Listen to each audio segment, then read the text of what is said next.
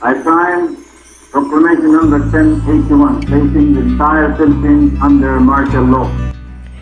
Martial law in the Philippines or Filipino Batas Militar sa Pilipinas refers to several intermittent periods in Philippine history wherein the Philippine head of state such as the President places an area under the control of the armed forces of the Philippines and its predecessor bodies.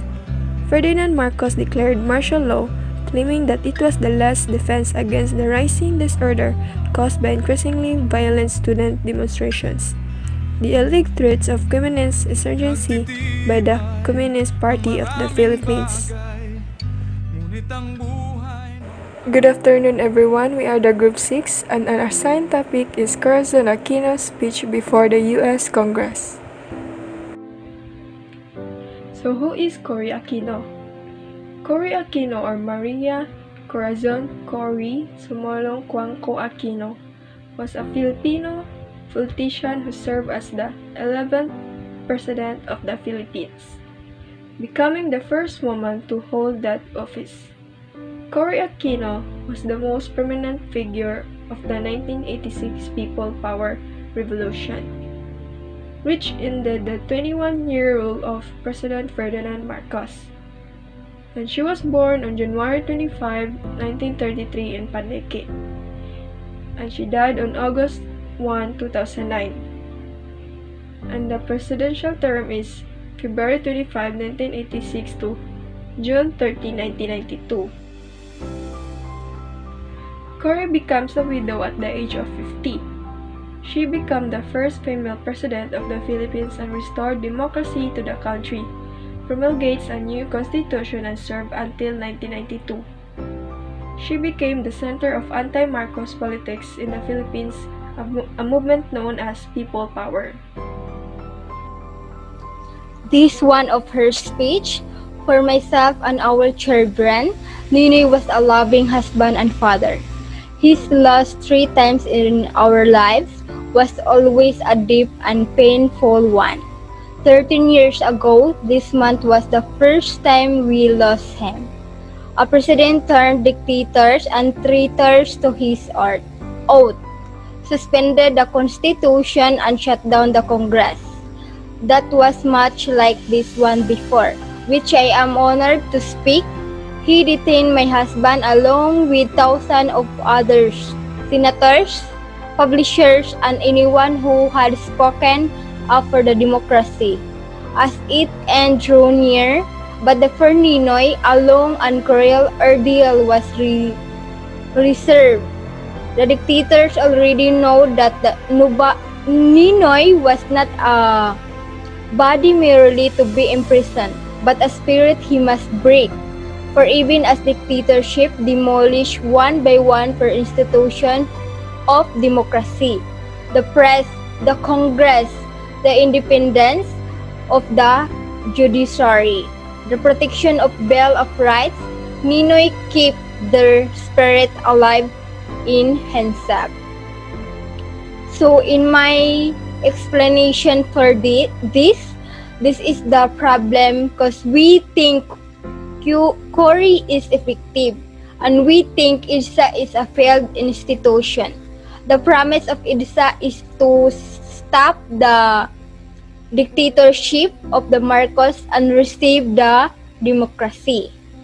Speaking of democracy, shouldn't not be lost the democracy. That problem is we go beyond and build like we even curse the president. The politics technically that is the wrong side of the democracy, but the basic is that we can criticize the government. It is our right because we didn't criticize the government, they will be unchecked. So they will do what they want because no one criticized them. So that was the promise of IDSA. It is not the like Marcos or instead nga muginhawa na ang atong pagpuyo but dili na mao ang gihatag sa IDSA. And some of the thoughts or hoping in that way. That's why they think IJSA is a failure. So that's all, and thank you. Good afternoon, everyone. I'm Donna Hamalas, and now let's talk about the context analysis of our topic. Okay, so when former President Corazon Aquino spoke before a joint session of the United States Congress in September of 1986, the dust was only beginning to settle. So President Marcos was already ousted from his seat as president in February. And later on, in September 1986, President Aquino's speech in U.S. Congress. She was like invited in U.S. to report what happened in our country because Philippines is ally in America. And it was her first visit to America since the dictator Ferdinand Marcos had been deposed in February of the same year. The Philippines was reckoning with everything his administration had inflicted. That included 26 billion in total foreign debt, a communist insurgency that grew throughout the Marcos era, so 500 armed guerrillas to 16,000. We were just at the start of the long road to recovery. So remember, President Marcos declared martial law to stop the insurgency of the Communist Party because at that time the communists spread in the Philippines. The communists want to overthrow the government to set up their own government, that later on it will disappear because there will be a communist society, so it means all people will be equal. There's no rich or poor. And we are all the leader of our country. It is good in a sense, but it is difficult because that's a power. We are all leader and all of us will be followed. But ironically, the communist is getting stronger after the declaration of martial law. So Marcos declared martial law until 1981. He left the martial law in 1981 because of the visit of Pope John Paul II. It was the first visit of the Pope here in the Philippines, so that he pleased the international community and also the Pope, so during IDSA we don't have a martial law.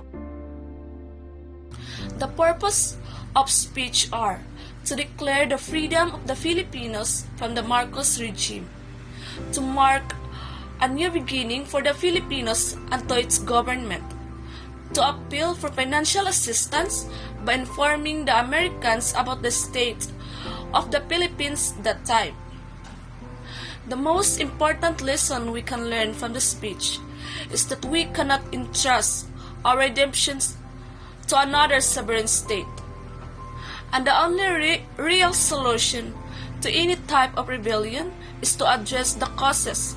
Solving the root problem will encourage everything else to inevitably fall into place. We are learned and amazed by what President Aquino did. She was not afraid to take on the Marcos regime. There are times that the government tries to silence us, but upon learning what President Aquino did, we are not be silenced any further.